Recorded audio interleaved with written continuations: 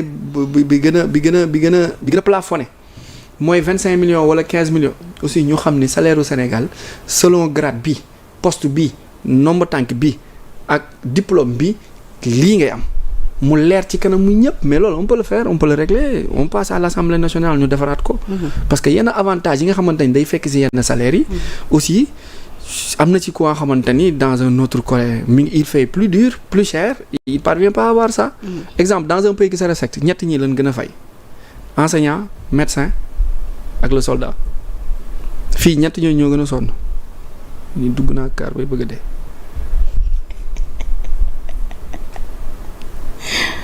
dugg nga kaar bay bëgg a dee. ñu la laa añee sànq. caakiri ak soow. lii di am. même pas ñaata 250. 250 waaw mooy dolliment bi 250 la. non soo paree foog ma jox la après nga jël butéelu ndox waaye mënuma laa dundal nag dama sonn ki tudd. butéelu ndox naan jàpp sa ñaamur xaar yàlla bul taal loxo bul dem di ñàkkal sa bopp fayda bul dem ci kenn mukk li naan ràkku commencé tout zéro à héros jeex na. te ñenn ñi bu ñu lay seetaan ci télé bi jàpp ni dangaa bëri xaalis. waaw fekk caaki rek soo laay añi caaki rek soo bu 250 ak boobu lépp téeméer jeex na. yàlla baax na waaye jamono bi ñuy defee émission bi nii de Moustapha Diakhaté moom ma ngay def janook taskatu xabaar yi ma ngay wax de. waaw ma ngay wax jëmale ci procureur bi ma ngay wax jëmale ci plan de redressement bi ma ngay wax daal. maa ngi gis ñenn ngi titré ko les graves révélations de Moustapha Diakhaté sur le procureur xaw ma nag lan la nekk di wax nag nii. père saa yi génnee defaat janook taskatu xabaar yi. gis nga nit am na fooy toll mooy li ma doon wax léegi sànq ci jeunes yi bu nu teel a ñeme kaso bu nu ko tàmmal seen bopp gis nga am na fooy toll déeg dund nga yemale dara du la safati moo tax ma naan xale yi nañuy moytu di def ak autorité yi aussi nañuy wàññi di jàpp di yanu di yóbbu du tëj man père dama jàpp ni toll na fu nga xamante ni ci dundam. boo ko fa bàyyee sax mu jël soo ko fa bàyyee tëj ko fa sax moom mu jël donc ku mel noonu aussi da nga koy ménager nga xool noo ko orienté pour man sax nga bañ ko toppati ci yenn dérive yi ak yooyu noonu. waaw parce que amul sens di jàpp di tëj nii rek. ñu dugg nag ci xibaari biti réew yi bi ko jiitu nag dama bëgg ñu dooree ko foofee ca Côte d'Ivoire nag depuis bi nga xamante ni Alassane Ouattara annoncé na li nga xamante ni moom moo di candidature à l'âge de 83 ans dafa jóg polémique am tamit ñu nga xamante ni nee nañu warul war a mun a bokk ci lépp jogante.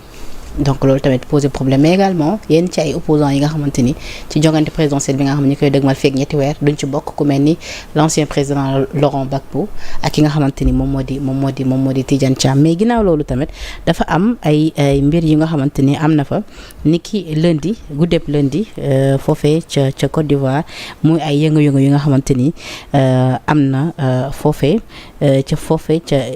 Yopougon di ab waa une des 13 communes du district d'Abidjan ci lu ni mel na dañ ci jàpp ay proche Laurent Gbagbo yóbbu leen ci li nga xamante ni joxoñ leen baaraamu tuuma ni ñoom ñoo nekk ginnaaw yooyu les violences lu ni mel nag ñoom camp boobu tam bi ñu defee terrain parce que xabar dañ ko dàq nee nañ lu ni mel amul et que dañ leen bëgg rek coller motif. dañ ko tooñ Gbagbo dañ ko tooñ boo xoolee lii xeeñ nii amoon na en 2010 post électoral reyante Côte d'Ivoire dund na entre 99 ak 2025 yi ñu nar a jëmaat encore lu mu bon ci ay 6 crises yi nga xamante ni rey na ay centaines de personnes te da ci am benn communauté bu ñuy wax les microbes mooy ay bandes yi nga xamante ni kenn mënu leen dara ci la ñuy profité pour imposer seen ordre ak seen doole dugg ci kër yi yàq rey nit ñi jël seen alal police mënul leen dara gendarmerie mënul leen dara te arme boobu ñu ngi ko jëlee woon ci rébellion bi nga xamante ni depuis Robert Gueye la woon après Gbagbo ñëw Robert Gueye waroon def ay élection defu ko Gbagbo ñëw Gbagbo dem ba ci biir am soutien français yi dem ba ci biir mu def volte-face mu commencé far ci ivoiriens yi commencé détourner montrer le dos à la France te France fooyewul gëmewul Côte d'Ivoire gëmewul Sénégal soo bëggee def volte-face moom da lay tegal ay ndëgg sërëx mu dem indi Alassane Dramane Ouattara entre guillemets un fils de Houphouët premier président boo xamante ni dañ ko bëgg ko problème mu Ouattara nekkoon problème mu ivoirité mooy ado et burkinabé il n'est pas ivoirien donc warul falu ñu def pression seen kaw pression internationale ivoiriens yi reyante seen biir ñu jël ado fal ko Alassane Dramane Ouattara def ko au pouvoir mu nekk ancien directeur général wala ancien secrétaire général ancien gouverneur bu BCEAO parce que lu tax sénégalais du nekk directeur du nekk gouverneur général BCEAO bi ñuy waxtaan pour teg banque bi dañ ni dëkk bi habilité siège bi du am gouverneur du nekk sénégalais boobu xam nga BCEAO mi ngi fii Banque centrale des États de l'Afrique de l'Ouest donc son gouverneur général mënul nekk sénégalais pour des raisons de transparence ak autres dañuy jël yeneen région yeneen dëkk donc ivoirien yi su mu jumulee benn daje jotoon na ko nekk et autres donc mu am ay crises yu nga xamante ni d'abord a été secoué par Robert Gueye coup d'état militaire mu waroon def transition organiser élection malheureusement defu ko.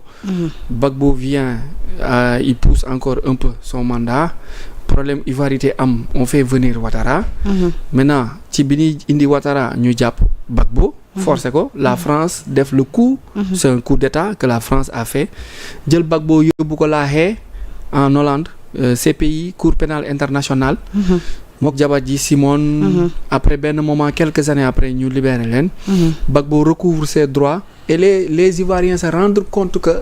Gbagbo était meilleur dañ ko tooñoon ils avaient fait une mauvaise politique avec une mauvaise image ci moom léegi ils voient Gbagbo plus patriote